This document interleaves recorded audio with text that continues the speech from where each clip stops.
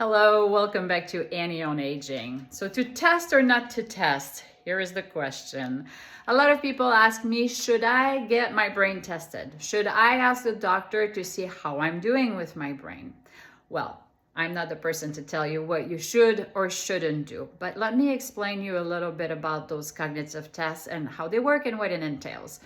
First thing first, if you're going to your general practitioner and they offer to give you a cognitive test, very often it's just a very quick screen. It's a little task that has a look at how you're doing with your memory, your words, your attention to task, and so forth.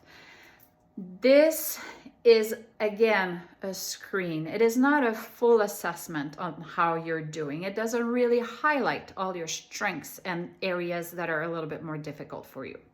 Not only that, but keep in mind, when somebody administers a test like that to you, it is very normal to feel very nervous. And what happens is that your performance might not be the best. For example, if I'm very nervous and somebody asks my name, I might go like, Annie, right? It's just, you don't do your best if you're feeling a little bit stressed out about something.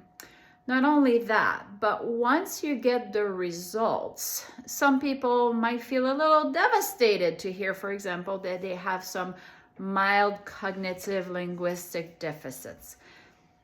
But I want to let you know that if you get your brain tested, and if you know what is hard for you, it does not mean that that's the end of the road for you.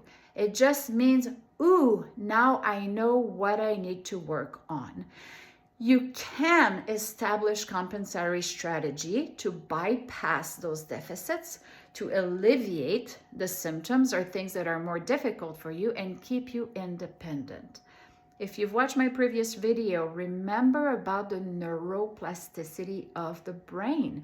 Your brain can always learn new things, can always establish new pathways. So in a way, if you know what is hard for you, you can target it and you can make things better. I hope this helps. If you want more information, watch my videos, reach out to me, Annie on Aging.